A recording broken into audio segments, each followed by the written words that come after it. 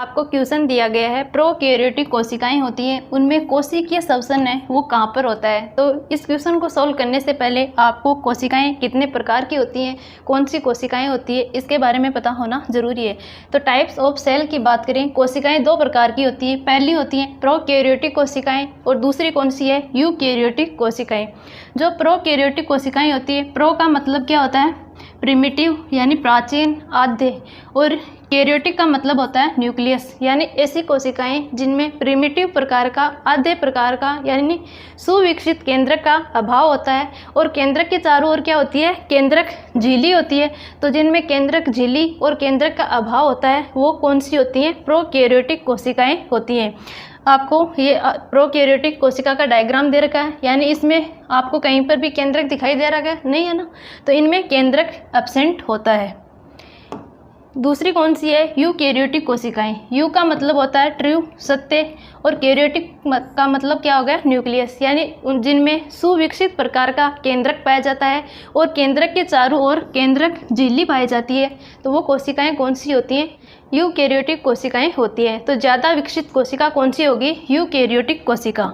ये यूकैरियोटिक कोशिका दिखाई दे रही है, ये इसके अंदर क्या है, कोशिका के अंदर न्यूक्लियस यानी केंद्रक है, और केंद्रक के चारों ओर क्या प्रेजेंट है, केंद्रक झिल्ली प्रेजेंट है। तो ये किस प्रकार की कोशिका है, यूकैरियोटिक कोशिका है। अगले पॉइंट की बात करें तो जो प्रोकैरियोटिक कोशिकाएं होती है, इनके एग्जाम्पल की बात करें तो ब्लू ग्रीन एल्गी यानी नीले हरे शैवाल, इनको क्या बोलते हैं, साइनोबैक्टीरिया बोलते हैं।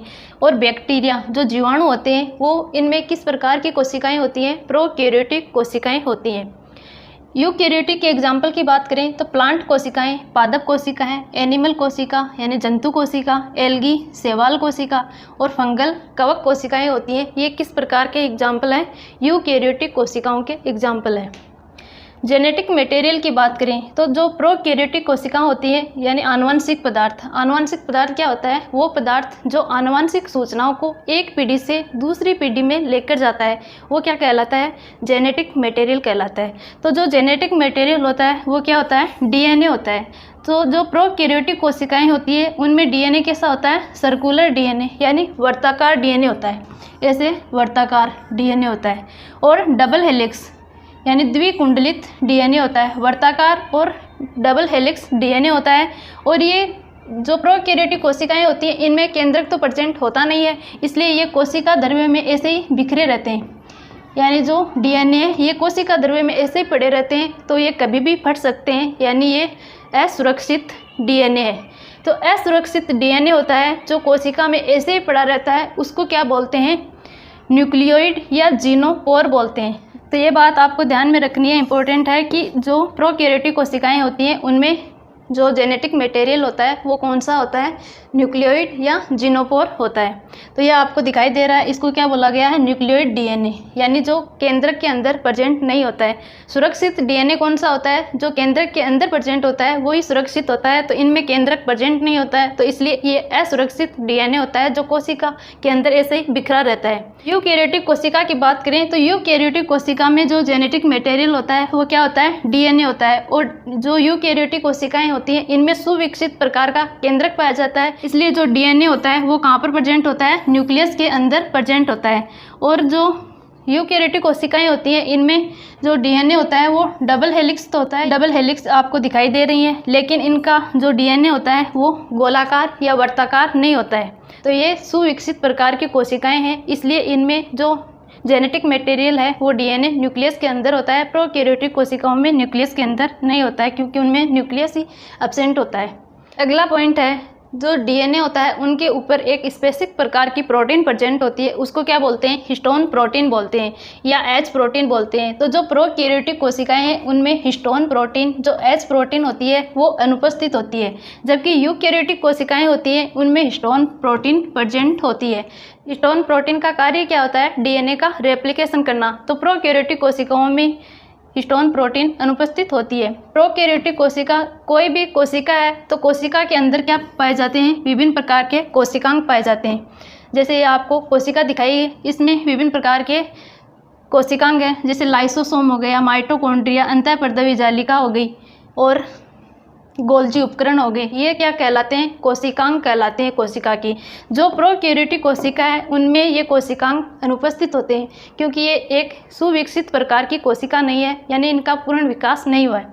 तो प्रोकैरियोटिक कोशिका में कोशिकांग नहीं पाए जाते। तो कोशिकांग कौन से है? जैसे माइटोकॉन्ड्रिया है, तो माइटोकॉन्ड्रिया प्रोकैरियोटिक कोशिकाओं में एब्सेंट होता है, जबकि यूकैरियोटिक कोशिकाओं में प्रेजेंट होता है।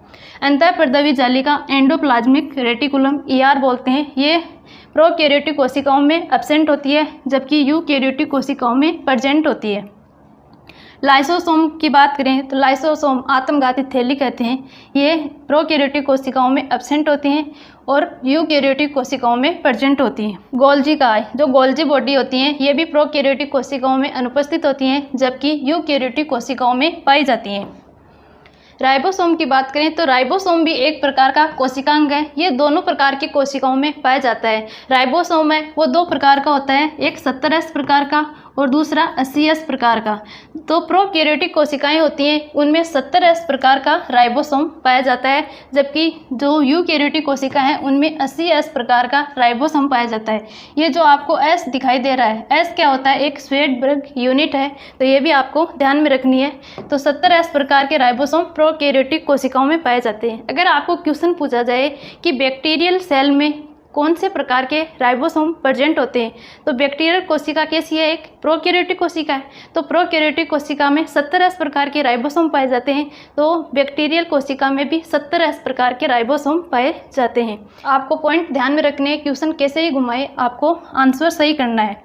अगला पॉइंट, कोई भी कोशिका है, ये इसके चारों ओर ये कोशिका है, इसके चारों ओर ये कोशिका झिल्ली है, और कोशिका झिल्ली के चारों ओर क्या पाई जाती है? सेल वॉल पाई जाती है।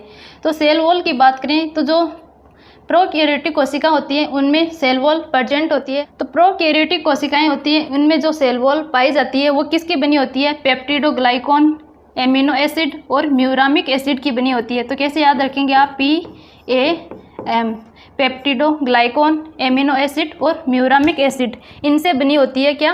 प्रोकैरियोटिक कोशिकाओं की सेल वॉल। मेनली यानी मेन क्या होता है इनमें? पेप्टिडोग्लाइकॉन होता है। यूकैरियोटिक कोशिकाओं की बात करें तो यूकैरियोटिक कोशिकाएं होती हैं इनमें भी सेल वॉल प्रेजेंट होती है। अलग अलग एग्जाम्पल की बात करें, जैसे प्लांट कोशिका है, पादप कोशिका है, इनमें सेल वॉल प्रेजेंट होती है। पादप कोशिका में जो सेल वॉल प्रेजेंट होती है वो किसकी बनी होती है? सेलुलोज और हेमी सेलुलोज। इनमें मुख्य क्या होता है? सेलुलोज होता है। तो आपको बुक्स में यही मिलता है कि जो प्लांट कोशिकाएं होती हैं उनकी कोशिका भित्ति होती है वो किससे बनी होती है? सेलुलोज से बनी होती है, लेकिन सेलुलोज के साथ में हेमी सेलुलोज भी प्रेजेंट होता है। एनिमल कोशिका की बात करें तो एनिमल कोशिकाएं होती है इनमें सेल वॉल एब्सेंट होती है, नहीं पाई जाती है। एल्गी कोशिकाएं होती हैं, एल्गी कोशिकाओं में भी सेल वॉल प्रेजेंट होती है। एल्गी कोशिकाएं होती हैं इनमें जो सेल वॉल प्रेजेंट होती है वो किससे बनी होती है? सेलुलोज और कैल्शियम कार्बोनेट और गैलेक्टोज से मिलकर बनी होती है। फंजाई है, कवक है, कवकों की कोशिका भित्ति किससे बनी होती है? यानी कवकों में भी कोशिका भित्ति प्रेजेंट होती है, किससे बनी होती है? काइटिन से बनी होती है। ये एग्जाम में बहुत बार पूछा जाता है कि कवकों की कोशिका भित्ति है वो किससे मिलकर बनी होती है? तो काइटिन से मिलकर बनी होती है। अगला पॉइंट है सेलुलर रेस्पायरेशन, यानी कोशिकीय श्वसन। सेलुलर का मतलब होता है कोशिका के अंदर, और रेस्पायरेशन यानी श्वसन। जो कोशिका के अंदर श्वसन होता है उसको क्या बोलते हैं? कोशिकीय श्वसन। जो प्रोकैरियोटिक कोशिकाएं होती हैं इनमें श्वसन, कोशिकीय श्वसन कहाँ पर होता है? जैसे ये एक प्रोकैरियोटिक कोशिका है, तो प्रोकैरियोटिक कोशिका के चारों ओर कोशिका झिल्ली पाई जाती है और उसके बाहर क्या पाई जाती है? सेल वॉल, कोशिका भित्ति पाई जाती है। जो कोशिका झिल्ली होती है उसमें अंगुली नुमा, उभार नुमा ये संरचनाएं पाई जाती हैं। ये उभार नुमा संरचनाएं पाई जाती है, इनको क्या बोलते हैं? मीजोसोम बोलते हैं। तो जो कोशिकीय श्वसन होता है प्रोकैरियोटिक कोशिकाओं में वो कहाँ पर होता है? मीजोसोम के अंदर होता है। तो प्रोकैरियोटिक कोशिकाओं में श्वसन, कोशिकीय श्वसन कहाँ पर होगा? मीजोसोम में होगा। यूकैरियोटिक कोशिकाओं की बात करें तो यूकैरियोटिक कोशिका है इनमें कोशिकीय श्वसन कहाँ पर होता है? माइटोकॉन्ड्रिया में होता है। जो कोशिका द्रव्य में माइटोकॉन्ड्रिया कोशिकांग पाया जाता है उनमें कोशिकीय श्वसन होता है। और जो एटीपी के रूप में ऊर्जा मिलती है वो ऊर्जा कहाँ पर स्टोर होती है? माइटोकॉन्ड्रिया में स्टोर होती है। इसलिए माइटोकॉन्ड्रिया को कोशिका का शक्ति गृह, पावर हाउस भी कहते हैं। आपको ये सारे पॉइंट समझ में आ गए होंगे, तो आप क्वेश्चन सॉल्व करें। क्वेश्चन क्या दिया गया था? प्रोकैरियोटिक कोशिका में कोशिकीय श्वसन कहाँ पर होता है? तो कोशिकीय श्वसन प्रोकैरियोटिक कोशिकाओं में जो कोशिका झिल्ली होती है उसमें अंगुली नुमा जो उभार पाए जाते हैं वहाँ पर होता है, उनको क्या बोलते हैं, मीजोसोम बोलते हैं। तो मीजोसोम के अंदर कोशिकीय श्वसन होता है। और माइटोकॉन्ड्रिया में श्वसन किन में होता है, जो यूकैरियोटिक कोशिकाएं होती हैं उनमें माइटोकॉन्ड्रिया के अंदर कोशिकीय श्वसन होता है।